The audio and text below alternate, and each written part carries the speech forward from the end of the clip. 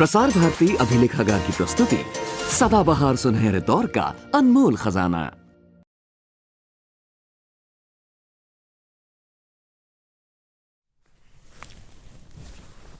नमस्कार मित्रों, कुछ दिन पहले मैंने जब आपको संबोधित किया था तो कुछ हमारी अर्थव्यवस्था को, जो कि बीमार पड़ गई है, स्वस्थ बनाने के लिए कुछ साहसी उपायों का वचन मैंने दिया था। उस वचन को पूरा करने के लिए हमने इधर कुछ प्रारंभिक कदम उठाए हैं। ये केवल शुरुआत है, कई और कदम उठाए जाएंगे निकट भविष्य में, और ये सिलसिला सुधारने का हम जारी रखना चाहेंगे। बीते 18 महीनों में हमारा आर्थिक ढांचा कुछ अस्त व्यस्त हो गया था।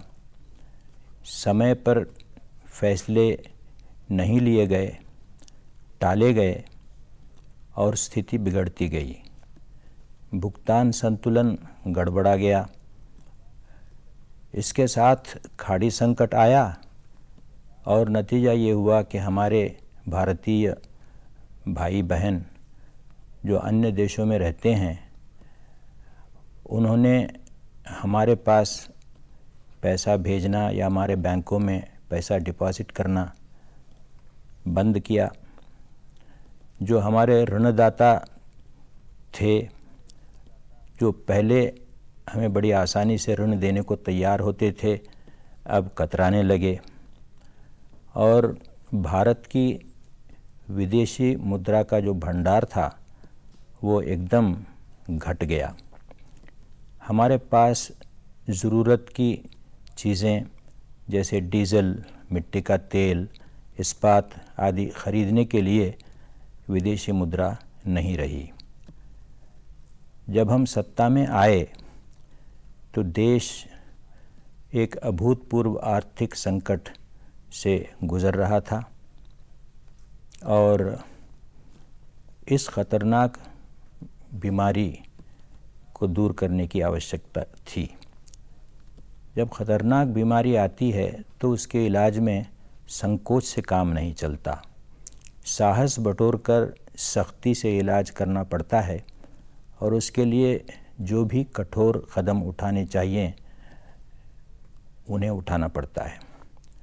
आज हम यही कर रहे हैं और करते रहेंगे। इधर रिज़र्व बैंक ने रुपए का मूल्य बदला है।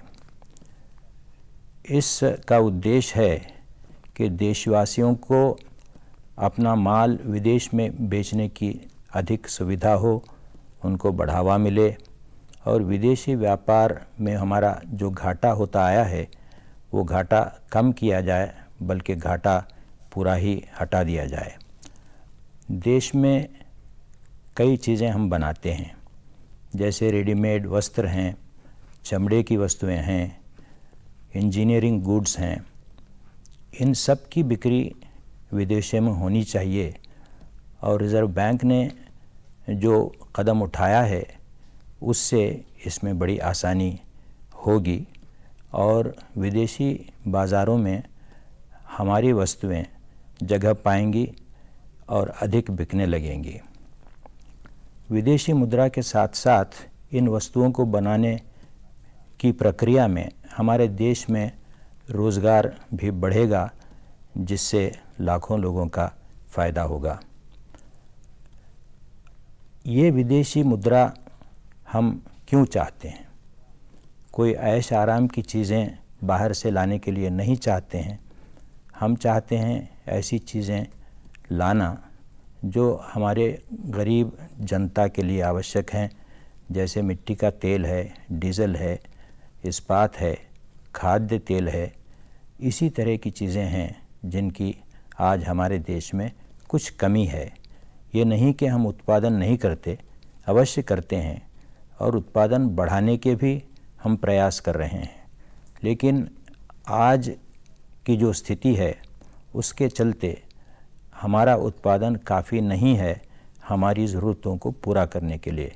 इसलिए कुछ समय तक हमें इन चीज़ों का आयात करते रहना होगा। रुपए के मूल्य में जो परिवर्तन हुआ है उससे अनावश्यक चीज़ों के आयात को घटाने में आसानी होगी और हमारी मुद्रा के भविष्य के बारे में जो विश्व भर में गलतफहमियां फैल रही थीं वो दूर हो जाएंगी।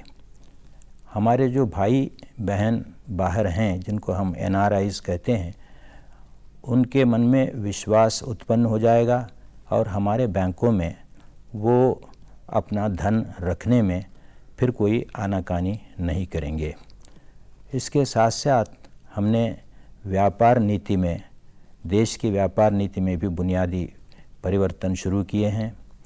इस परिवर्तन का मूल मंत्र सीधा सीधा है, हम कहना चाहते हैं कि निर्यात नहीं करते तो आयात भी आप नहीं कर सकते। हमने लाइसेंसेस में बहुत कटौती की है क्योंकि निर्यात में इनसे काफ़ी रुकावट होती थी। निर्यात में नकद सहायता हमने बंद कर दी है क्योंकि ये पैसा अब उन लोगों को देना आवश्यक नहीं था। इसी पैसे को, इसी धन को हम कल्याण के कार्यों में खर्च कर सकते हैं, रोज़गार मुहैया करने के कामों में खर्च कर सकते हैं और उसका सदुपयोग और क्षेत्रों में कर सकते हैं। हमारा लक्ष्य है भारत को आत्मनिर्भर बनाना। ये आत्मनिर्भरता कोई कोरा नारा नहीं है। इसका अर्थ यही है कि निर्यात से आय कमाइए और उसी कमाई से आयात की ज़रूरत पूरी करिए। यह इसका सारांश है। हम दान नहीं चाहते किसी से, हम व्यापार चाहते हैं क्योंकि मुफ्त आर्थिक सहायता जब मिलती है तो वो एक बैसाखी की तरह बन जाती है और पराधीनता उसी से बढ़ जाती है। व्यापार जब हम करते हैं तो हम आत्मनिर्भर बनते हैं और भारत, आप जानते हैं कि हज़ारों साल से व्यापार करता रहा है। मित्रों, राजीव गांधी ने सन 84 में सत्ता ग्रहण किया था। उन्होंने फ़ौरन ये पता लगाया कि हमारे सोचने के पुराने ढंग और काम करने के पुराने तौर तरीके एकदम बदलने चाहिए, तभी हमारे देश में प्रगति होगी। उन्होंने ये काम शुरू किया। बुनियादी आर्थिक परिवर्तन और सुधार अत्यंत आवश्यक उन्होंने समझा और जिस काम को उन्होंने शुरू किया हम उसी को तेज़ी से आगे बढ़ा रहे हैं। ये मैं आपसे कहना चाहूँगा कि ये काम आगे और बढ़ेगा और जिस लक्ष्य पर हम पहुंचना चाहते हैं वहां हम अवश्य पहुंचेंगे। मैंने अपने पहले भाषण में आपके सामने एक कार्यसूची की रूपरेखा रखी थी। कुछ दिनों बाद बजट आएगा। कोई 24 जुलाई को हमारा बजट संसद के सामने आएगा। उस बजट में सरकार के सामाजिक और आर्थिक सोच को स्पष्ट किया जाएगा। उसकी कुछ झांकियां हमारे उठाए हुए कदमों में भी आपको मिल सकती हैं। ये रूपरेखा क्या है, मोटे तौर पर मैं आपके सामने 2-3 मुद्दे रखना चाहता हूँ। हम समझते हैं कि आर्थिक गतिविधि को रोकने वाले कुछ नियम और विनियम हमारे देश में मुद्दत से चल रहे हैं। जब वो बनाए गए थे वो अच्छे थे या नहीं थे उस चर्चा में जाना नहीं है, लेकिन आज उनकी उपयोगिता नहीं रही है। तो हम चाहते हैं कि उन नियमों और विनियमों को हम हटा दें, जहाँ तक हो सके कम कर दें और जो हमारी आर्थिक व्यवस्था में जो प्रवाह है उसमें रुकावट ये न बने, ऐसा हम करना चाहते हैं। हमारे जो उद्यमी हैं उनकी प्रतिभा और मौलिकता इन नियमों से एकदम कम हो जाती है, घट जाती है, उनका दम जैसे घुट जाता है। और हमारे कई जनोपयोगी कार्यक्रमों में भी ये नियम और विनियम बाधा डालते हैं, तो इनको हटाने की आवश्यकता है और ये हम करना चाहते हैं। दूसरा मुद्दा ये है कि सरकार को अपने साधनों के भीतर रहना सीखना है। आटा नहीं होगा तो रोटी कहाँ से बनेगी? ये एक ऐसी चीज़ है जो हर गृहिणी जानती है और देश को भी ये जान लेना है, समझ लेना है कि हम बहुत ज़्यादा पसारेंगे अपना पाँव और चादर से आगे पाँव बढ़ जाएगा तो चादर आपको ढक नहीं सकती। कर्ज लेते हैं किसी टिकाऊ संपत्ति को जुटाने के लिए। रोज़मर्रा अपनी ज़रूरतों को पूरा करने के लिए जब हम कर्ज लेने लगते हैं तो फिर हमारी आर्थिक व्यवस्था एकदम बिगड़ जाती है। इसीलिए ये आवश्यक है कि कर्ज लेते वक्त हम अच्छी तरह सोचें कि कर्ज लेकर उस पैसे से हम क्या करेंगे। ये नहीं होना चाहिए कि आज उसको खा पी कर बैठ गए और आगे फिर कर्ज के लिए पहुंच गए। ऐसे कई देशों में वहाँ के लोगों ने किया है और हमेशा के लिए उनकी हालत बिगड़ गई है। तीसरा मुद्दा ये है कि सरकारी रियायतें जो दी जाती हैं, कंसेशंस, उनको केवल ज़रूरतमंदों को देना चाहिए। इधर कुछ ऐसा हुआ है कि इन कंसेशंस पर बहुत अधिक पैसा खर्च होने लगा है और शायद ये रियायतें उन्हीं को अधिक पहुंच रही हैं जिनको उनकी आवश्यकता शायद नहीं है। तो ये बंद करना पड़ेगा, उन्हीं को पहुंचाना होगा जो ज़रूरतमंद हैं। और ये जो गलती हो रही है, होती आई है कुछ वर्षों से, उसे एकदम बंद करना पड़ेगा और ये हम करने वाले हैं।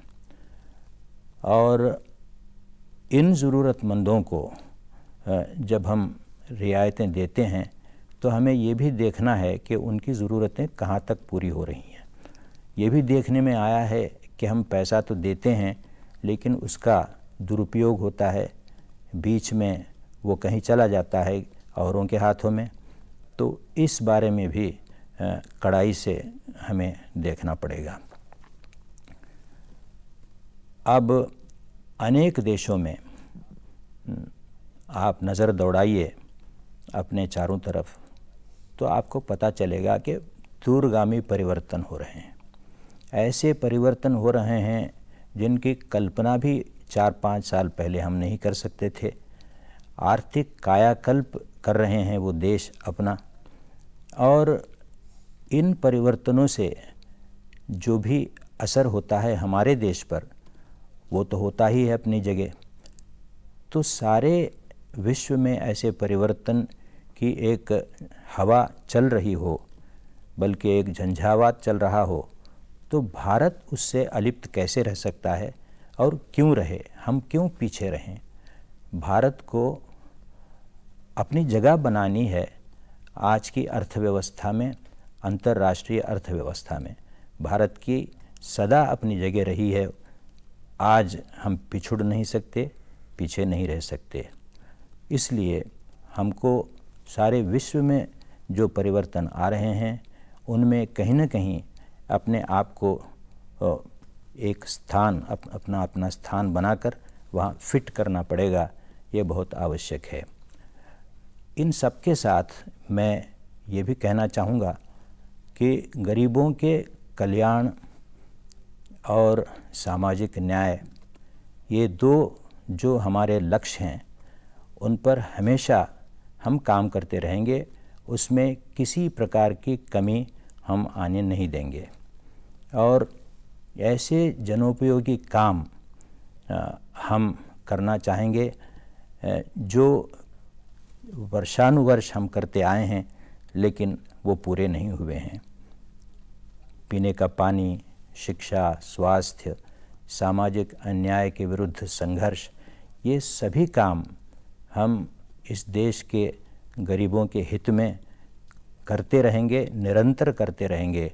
और जैसा मैंने कहा उसमें कोई मंद गति हम आने नहीं देंगे।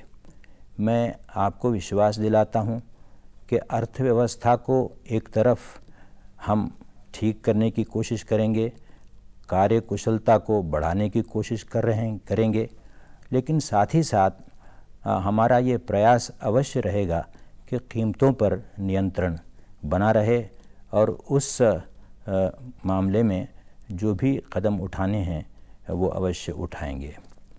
मित्रों, ये कहना तो गलत होगा कि ये सब सुधार जो हम करने जा रहे हैं और कर रहे हैं ये आसानी से हो सकेंगे। बिल्कुल नहीं होंगे आसानी से, काफ़ी कठिन हैं। कई दिनों से इनको नहीं किया गया, करना चाहिए था पहले ही, और इसलिए उतने ही अधिक कठिन आज हो गए हैं। इनको अगर करना हो सुचारू रूप से तो सबको कुर्बानी करनी होगी। मैं सबका सहयोग चाहता हूँ, सबका सहयोग मुझे चाहिए। ये कोई दलगत राजनीति का समय नहीं है और दलगत राजनीति से हमें ऊपर उठकर आवश्यकता इस बात की है कि राष्ट्रीय दृष्टिकोण हम अपनाएं और राष्ट्र की जो मुख्य आवश्यकताएं हैं, राष्ट्र के सामने जो चुनौती है, उसे सब मिलकर हम स्वीकार करें और उस पर हम काबू पा लें, उस पर विजय प्राप्त करें। हम एक होकर इन सभी चुनौतियों का सामना करेंगे और अवश्य इस महाप्रयास में सफलता प्राप्त करेंगे। यही मेरा विश्वास है और यही मैं आपसे इस अवसर पर कहना चाहता हूँ। आइए इस महाप्रयास में हम सब एक होकर जुट जाएं। जय हिंद।